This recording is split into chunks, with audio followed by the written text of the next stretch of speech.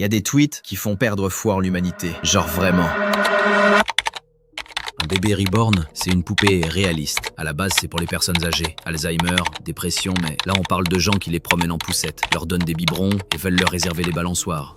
Sur les on a réseaux glissé, sociaux, chef. des personnes, le plus souvent des jeunes femmes, n'hésitent pas à montrer leur quotidien avec leur reborn, qui suscite évidemment plein d'interrogations, voire un malaise. Mais à quoi ça sert un reborn? Les reborns sont apparus aux États-Unis en 1990. Certains sont même équipés d'appareils qui permettent d'imiter les battements du cœur, la respiration ou la succion des bébés. Et même s'ils suscitent Elle compare ça aux soignants malaise, et conclut, ils font rien. Sauf que sans eux, c'est les rats, les maladies, le chaos. Ils se cassent le dos. Ils partent exploser. Mais tranquille, c'est trop payé.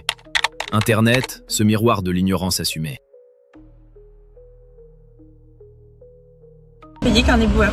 Alors attention, je dis qu'un éboueur, c'est pas un sous-métier, c'est pas du tout ce que je suis en train de dire. Bon, alors là, je sens que je vais me faire insulter, mais c'est pas grave. La liberté d'expression, je pense que le métier d'éboueur, c'est surpayé. Vraiment surpayé. C'est-à-dire, t'en as, je sais pas, ils font des années d'études, et en fait, ils sont beaucoup moins payés qu'un éboueur. Alors attention, je dis qu'un éboueur, c'est pas un sous-métier, c'est pas du tout ce que je suis en train de dire. Mais l'éboueur, il va faire du fini-parti, c'est-à-dire il va se lever certes à 5 heures, ou trop dur, comme les infirmières, comme les aides-soignantes, qui triment toute la journée, pour au final être payé 1 500 par mois alors que elles font vieillir nos vieillards. Et t'es là, t'as l'éboueur, il prend sa poubelle, il jette dans le truc, et en fait il est payé des 2 000 par mois. Et il fait du fini-parti, ça veut dire à début, midi, j'ai cru il à une finit, fake et news, après il a toute mais sa non. journée. Confirmé par plusieurs médias UK. Un guide aurait agressé une touriste de 52 ans, en plein vol, littéralement dans les airs. Même le ciel est plus safe que les hommes maintenant. Une Dacia, 10 €, hop, 400 € de malus. Une berline, 70 kg de taxes. Résultat, les gens n'achètent plus. L'État perd 1,5 milliard de TVA. Mais vas-y, continue à ponctionner.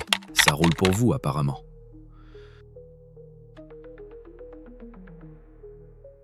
Le premier mois de juillet, sur le seul mois de juillet, et on est à moins 4% sur l'année à peu près.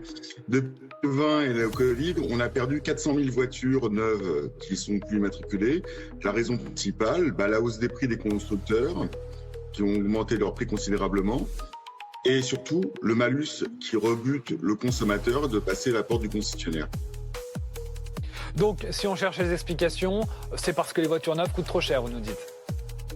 Elles coûtent déjà cher, trop cher, parce qu'il y a plein de raisons, les marges des T'as tenu jusqu'ici? Abonne-toi.